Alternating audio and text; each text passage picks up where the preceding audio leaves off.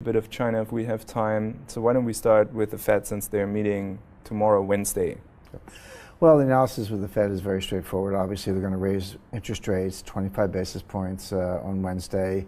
Janet Yellen, the chairman of the Fed, will do her press conference in the afternoon, I think around 2 o'clock. She comes out. They have the so-called dots, which are the projections of the members of the Board of Governors and the Regional Reserve Bank presidents as to their expectations of interest rate levels going into the future. But the real news coming out of the meeting will be what they have to say about balance sheet normalization. Before the last financial crisis in 2008, the Fed's balance sheet was about $800 billion. Today, it's $4.5 trillion. That's how much money they've printed. When they print money, they do it by buying bonds from the primary dealers, and the dealers deliver the bonds, and the Fed pays for it with money that comes from thin air. But then the Fed owns the bonds, so they've got this bloated balance sheet. Now, what the Fed is trying to do, they're trying to prepare for the next recession. They're not predicting a recession. They never do. The Fed never sees a recession coming, but they know a recession will come sooner than later. This expansion is 92 months old. It's one of the longest expansions in U.S. history. It's also the weakest expansion in U.S. history. A lot of people say, what expansion? It feels like a depression to me. I think that's the right way to think about it. I think it is a depression defined as depressed growth, and we have growth, but it's below trend. Trend's sort of 3.5, and growth is 2. That output gap between, say, 3.5 and 2, that's depressed growth. So I'd say we're in a depression, but we're not in a technical recession, haven't been since June 2009. So it's been an 8-year expansion at this point, but it won't go on forever, and the Fed knows that. So research shows that when the U.S. economy goes into a recession, you have to cut interest rates about 3% to get the U.S. out of the recession. Well, how do you cut interest rates 3% when you're only at 1%? The answer is you can't. You've got to get them up to 3% in order to cut them back down, maybe to 0, to get out of the next recession. So that explains why the Fed is raising interest rates. They raised in December 2015, December 2016, March 2017, now June 2017. That's the 4th rate hike, getting them up to 1%. They would like to keep going. They would like to get them up to 3.5% by 2019. My estimate is they're not going to get there. The recession will come first. In fact, the Fed will probably cause the recession that they're preparing to cure. But be that as it may, that's why they're raising interest rates in weakness. But there's another tool. So let's just say, hypothetically, you get interest rates, they'll be at 1% by tomorrow, and now you go into a recession, and you've got to cut them, research shows, about 3%. Well, you can cut them back down to 0. Well, now what do? You go to QE. QE4. We had QE 1, 2, and 3 during Bernanke and Yellen, so now you could do a new round of QE. The problem is that the Fed's balance sheet is so bloated at $4.5 trillion.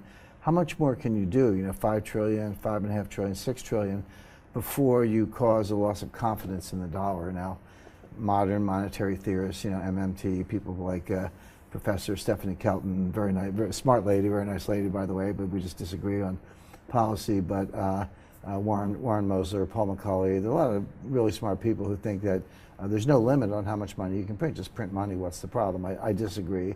I think there's kind of an invisible confidence boundary. I think the Fed agrees with me.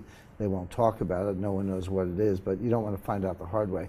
So in addition to raising rates so they can cut them, they want to reduce the balance sheet so they can expand it in QE4.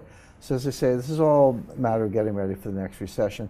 They haven't said anything very specific about how and when they're going to reduce the balance sheet. They've signaled it, they've hinted at it, but I think we're going to hear a lot more specific information. Probably they'll start later this year.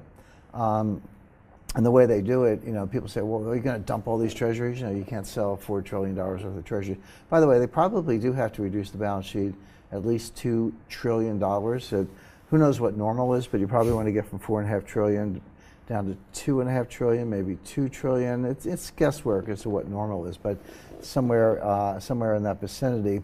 Well, you can't sell that many treasury bonds. You destroy the market, rates would go up, you'd put the U.S. in recession, the housing market would collapse, and they're not going to.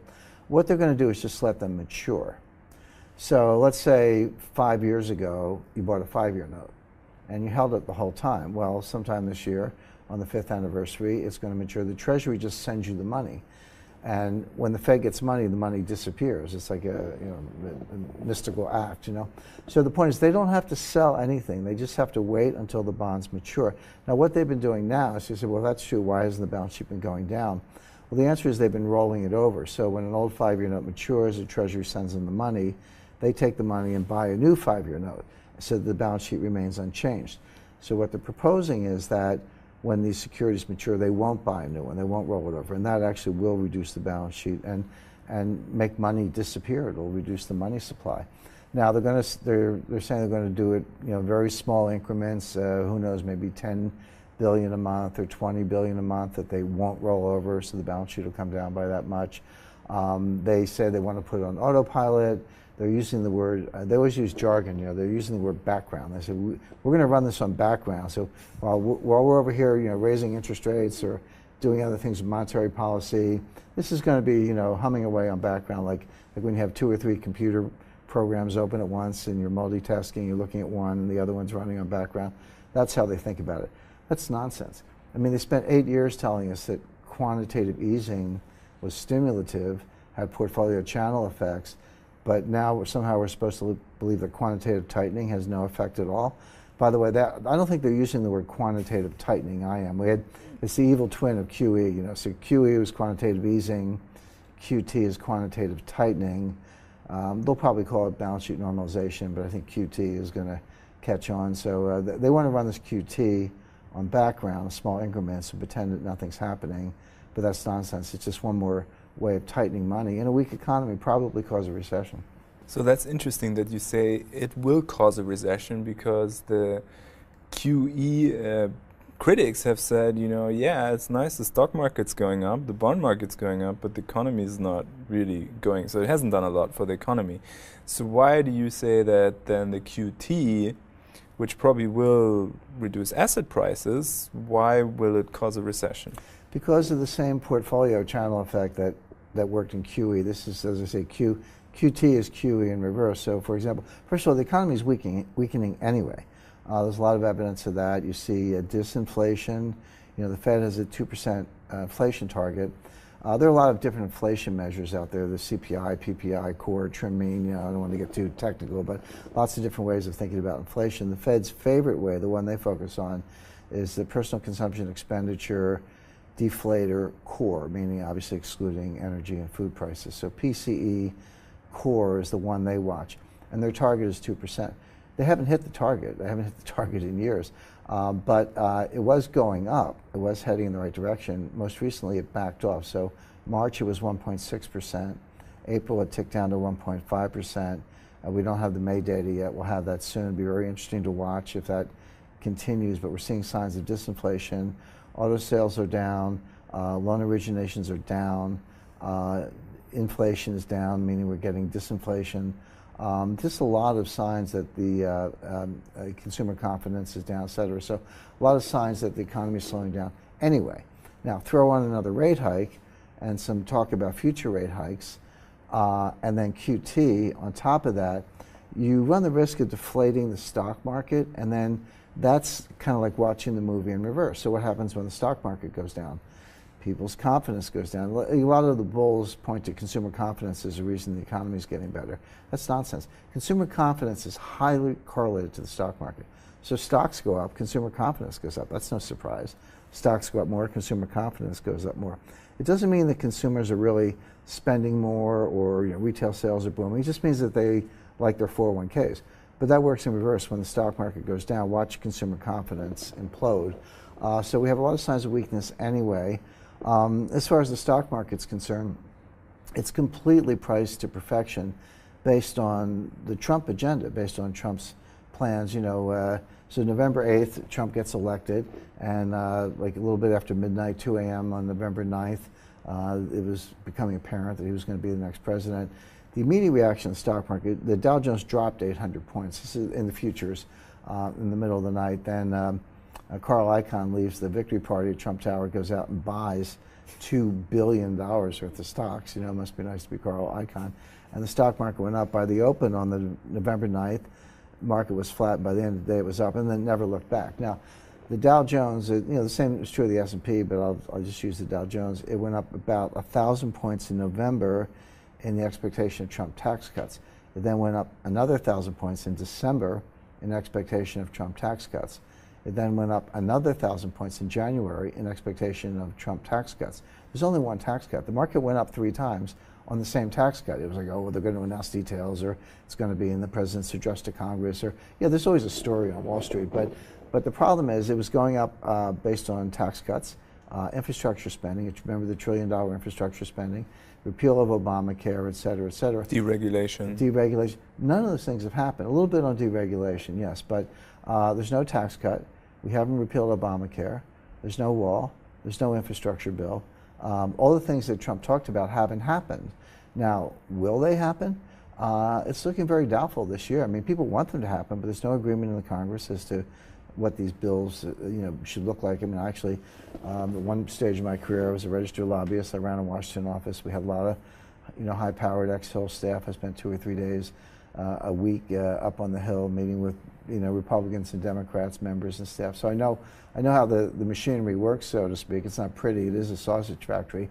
But I also know that you can't just sit in the White House and pound the table and expect things to happen. That's not how things work, even when your party has the majority. So right now, you only got so many days left. The Congress has a schedule. They only, they have what they call legislative days. These guys women only work like 3 days a week. I mean, they go home to their districts on the weekend. They come back Monday night. They leave Thursday. So they're only working like Tuesday, Wednesday, Thursday as it is. Then they take, they have an August recess. Well, the August recess is like 6 weeks. It's like not a month. It's a month and a half. They'll have a 4th of July recess. So when you boil it all down, there are only so many days to get stuff done. But look at the stuff they have to do. They're having all these hearings on Russia. They have to confirm a new FBI director. They've got to deal with the debt ceiling, which is staring us in the face. Probably hit that in September, which would mean the government couldn't pay its bills or not pay off the treasury bonds. I don't think it will get to that stage, but they've got to deal with it. Then you've got the budget, the potential government shutdown in October. So these are all the things they have to do. And then you're talking about all this other stuff besides. I don't see it happening. So at what point does the stock market say, well, we priced to perfection based on an agenda that's not happening. Now we need to reprice down. And with the Fed tightening on top of that, it's not a very, very favorable setup. Well, the other thing you hear from the bulls is that, corporate earnings are, year over year are doing great. Well, 2016 was lousy. I mean, it is true, it's mathematically true that 2017 over 2016 year over year earnings are strong. That is a fact. But you look at Wall Street, as usual, they've extrapolated that. I saw an S&P, a chart of projected earnings on the S&P. It was going vertical. It was going like this in 2018, 2019. I don't see that happening with the headwinds that we're talking about. So I don't put much stock in the year-over-year earnings comparison because 2016 was weak. The market's priced an agenda that's not happening. The economy is getting long, and the expansion is getting long in the tooth this week to begin with, and the Fed's tightening. So a lot of reasons to think we'll hit a recession and a major stock market correction by late this summer, August, September, somewhere in there. Interesting. So the asset not affected, or at least not negatively affected by this stock market correction is one of your favorite topics, gold. How do you think that will do? Well, I'm surprised gold has done as well as it has given the headwinds. I mean, at least in the short run. So we talked about the Fed raising rates. They raised rates December 2016, March 2017 again, tomorrow, June 2017. So normally rate hikes are bad for gold. They tend to make the dollar stronger. We already talked about disinflation. That tends to be bad for gold. And yet gold's been chugging higher. Now, if you go back to right after the election, just before the election, gold was about $1,300 an ounce. Now, after Trump was elected, it plunged a lot. It went down to like about $11.28, $11.30 on December 15th. Part of that was our friend Stan Druckenmiller, who, I said Carl Icahn went out in the middle of the night and bought $2 billion worth of stocks. Stan went out in the middle of the night. This is like in the early morning hours of November 9th and sold all his gold and let the world know it. So that sent gold, kind of crashing, and it found the bottom. And the reason he gave at the time is kind of interesting. He said, well, I bought gold because I was worried about Hillary Clinton. Like everyone else, he thought Hillary Clinton was going to win.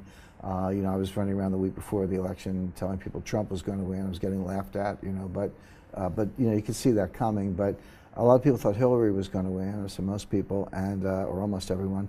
And so he owned gold as a hedge. Well, then once Trump won, he sold all his gold. By January, he was tiptoeing back in the market. He was starting to buy gold again. So the bottom from that reversal was December 15th. It's up 20% since then from that low. But it's a very interesting pattern, Valentin, because it goes up and then it goes down. It goes up and down, up and down. So you have this kind of jigsaw or sawtooth pattern. But it's tracing something that analysts call higher highs and higher lows, meaning every high is higher than the one before, and every low is higher than the one before. So it does go down, but it's not as much as the last time, and then it goes up higher than the last time. Then it goes down again, not as much as the time before, and so forth. So the trend is up, even though you have these zigs and zags. Look, nothing's automatic. That could change, obviously, but that pattern has been pretty persistent since December 15th. Gold has made its way. It got up to 1297 in June 6th. Then it got whacked, 2%. But that was because somebody sold $4 billion worth of COMEX futures. An interesting story there. So gold was going up. It was getting close to $1,300 an ounce. Somebody sells $4 billion of COMEX futures, the notional value of gold. So it's like the impact on the market is like selling $4 billion of gold. But of course it wasn't gold, it was paper gold. Do you know what $4 billion of gold is? 90 tons. Do you think you could sell 90 tons of physical? If I called my broker and said I want to sell 90 tons of physical, and I said, okay, you're done, deliver the gold, you can't source the gold. You can't get 90 tons of gold. You'd be lucky if you could get a couple of tons of gold. Global output, all the mines in the world produce a little over 3,000 tons a year. 90 tons is close to 3% of all the output of all the gold in the world with one phone call. So you can't do that in the physical market. There's this whole disconnect between the physical market and the gold futures market. But at least for now, yeah, you can call up and sell all the paper gold you want. But in the end, the physical supply-demand fundamentals and the monetary fundamentals, inflation, deflation, confidence in the dollar, confidence in gold, et cetera, will prevail. They always do. But in the short run, yeah, you can whip the market around with these paper gold transactions. But even at that, with that drawdown about 2.2% over the course of June 8th and 9th, it didn't go down, still not anywhere near the last low. And so my expectation is it's going to turn again, probably tomorrow, probably when the Fed raised rates. There's another interesting pattern there.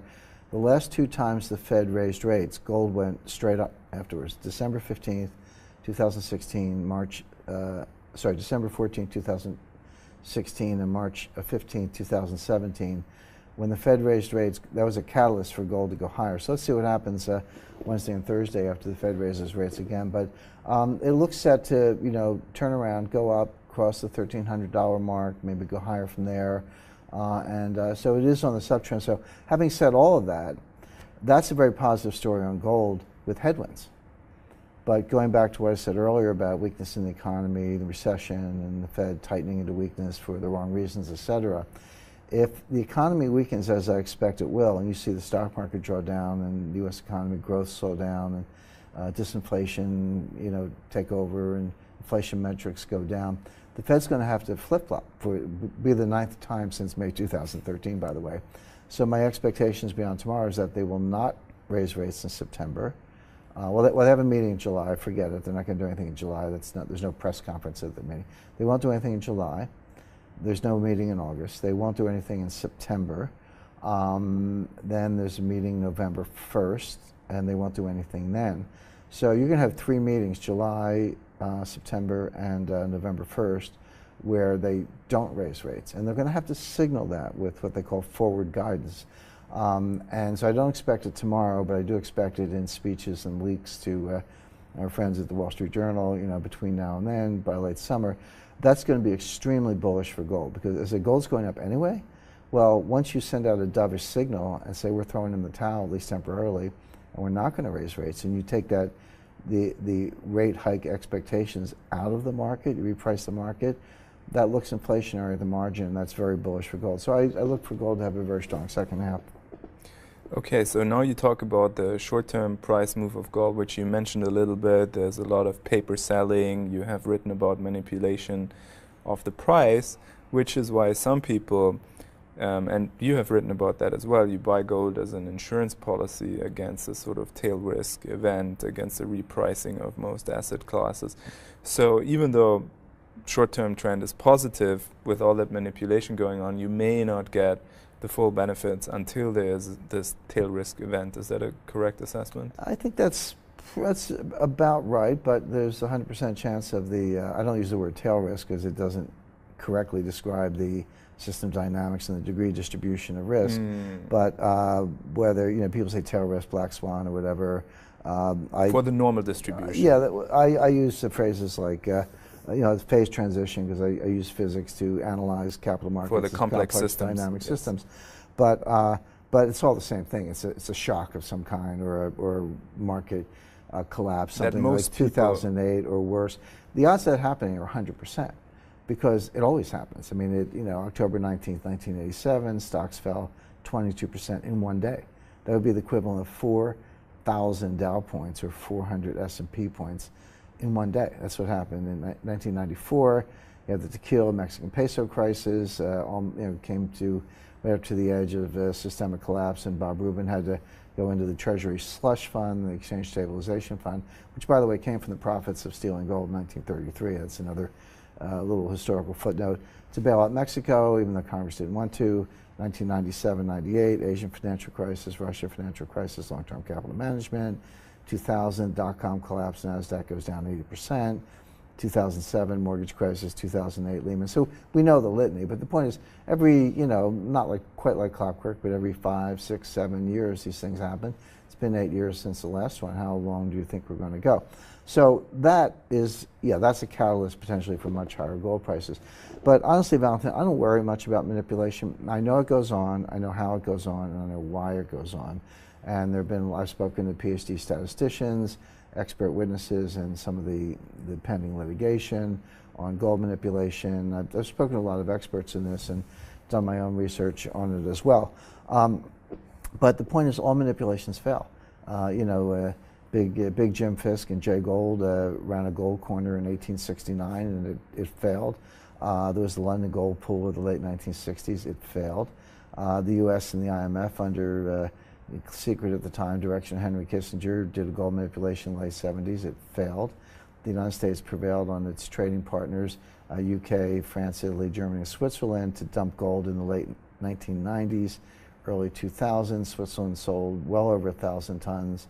The UK sold 600 tons, most of its gold. The IMF sold 400 tons in 2010. So all that gold selling, it failed. Net sales by central banks stopped cold in 2010. There are no net sales by central banks since 2010. The IMF has not sold any gold since 2010. So every one of these manipulations has failed. And let's say China's the new manipulator. Good reason to believe that, because they're still buying gold. People say, well, if they're buying gold, why would they want the price to go down? Well, of course you would. If you're in acquisition mode, you want the price to be lower. If you want to sit and destroy the dollar, then you want the price to skyrocket. But right now, China's still in acquisition mode, so they have a motivation to keep the price of gold. But the point is, they all fail in the end. So just get your gold allocation. I recommend 10% of investable assets.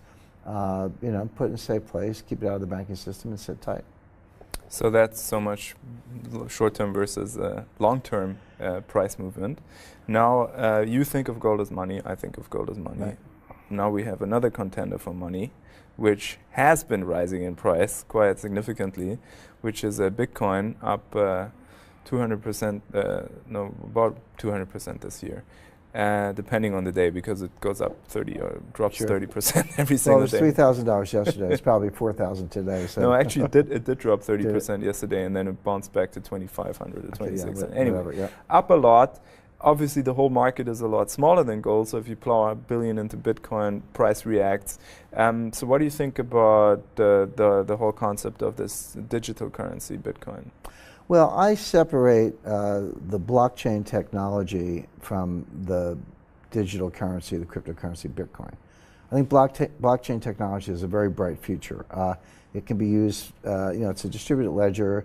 It's an encrypted distributed ledger to record ownership of anything. It happens to be that it's used to record ownership of bitcoins. If I send a bitcoin to you, that gets reflected in an encrypted ledger someplace, actually not someplace, all over the place. There are, I don't know how many, maybe a million or more computers that maintain this database. You can blow them up or steal them, but there's still one somewhere that has that transaction recorded. So Bitcoin's the currency or the money or the unit of exchange.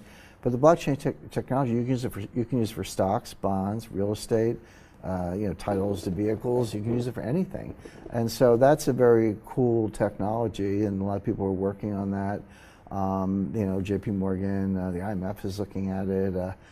Blythe Masters, formerly of JP Morgan, commodity traders, is partners with a venture, the Winklevoss twins, others. So there's a lot of cool stuff going on at the blockchain. But let's talk about the currency, the money. I think Bitcoin is money. It's a form of money, but it's not an investment. People go, I'm investing in Bitcoin. Like, no, you're not. You're buying Bitcoin. In other words, dollars, euros, yuan, gold, and Bitcoin are 5 different kinds of money, but they're not investments. They're money. To be an investment, like a share of IBM is an investment. I buy stock in a company. I can look at management. I can look at earnings. I can look at a whole bunch of things and kind of come up with a valuation. If I buy a bond, I look at the issuer, the credit risk, the interest rate, what's my outlook for inflation, deflation, lots of ways of analyzing it. If you buy real estate, what about the locations or tenant, the creditworthy? So there are ways of valuing all of these asset classes. But Bitcoin's not an asset class, and it's not an investment. It's just money. There's no Bitcoin bonds. You buy Bitcoin, you don't get 2% interest or 5%. You don't get anything. So when I give up dollars to get Bitcoins, if I did, I don't, by the way, I don't own any Bitcoins, but if I did, all I'm doing, I'm swapping one form of money for another. I'm saying, I want to get out of this kind of money and I want to get into this kind of money called Bitcoin. So when you see Bitcoin go from $1,000 to $2,000 to $3,000, what's really happening? I would say this brings up the problem of the numeraire, or what's the yardstick? How do you measure things? If you make Bitcoin the numeraire, so okay, Bitcoin is the measure of all things. One Bitcoin is my unit of measurement. So when it goes from $2,000 to $3,000, what's really happening is the dollar is going down. If you hold Bitcoin constant, say what used to cost me $2,000 to get a Bitcoin, now it costs me $3,000 to get a Bitcoin. What's really happening in that scenario is the dollar just went down by 50%. So, so the question when it comes to valuation metrics is when you see Bitcoin going from $1,000, $2,000, $3,000, one possibility is that people are losing confidence in the dollar. That if you can hold Bitcoin constant, you need more and more and more dollars to get a Bitcoin. So is that indicative of the fact that people are losing confidence in the dollar? Well, as a scientist, you say, was there any other evidence for that? We look around, if people were losing confidence in the dollar, it would be reflected in a lot of places. Gold would be going up, oil would be going up, real estate would be going up, everything else, Bitcoin and everything else would be going up. Except that what we have is Bitcoin is going up and everything else isn't. I mean, gold's going up a little, but all these things are going up a little, but they're not going up a lot. Bitcoin's the only one that's going up a lot. So that tells you empirically that this is not a generalized loss of confidence in the dollar or the euro or any other currency. I think that will come, but we're not there yet. The evidence that this is a generalized loss of confidence in dollars or euros or whatever is not there, because if it were, all these other things would be going up also. People would be getting out of dollars, they might be buying Bitcoin, but they would be buying gold and real estate and art and all these things. And the evidence is not there. Like I say, they're going up a little, but not a lot. So if that's not the explanation, what is the explanation? Well, there are two other explanations. One is the greater fool theory, which is that I'll pay $2,000 for a Bitcoin because I think there's some sucker who will pay me $3,000. And that guy says, well, I'll pay $3,000 for a Bitcoin because there's some sucker that will pay me $4,000. That's called the greater fool theory. You buy them because you think there's a sucker who will pay you more. And that works until it doesn't. There comes a time when you're the sucker. The old joke, if you're in a poker game and you don't know who the sucker is, you're the sucker. Well, somebody's going to pay something, $2,000, $3,000, $4,000 for Bitcoin. They're going to find out that they're the sucker and the whole thing comes tumbling down.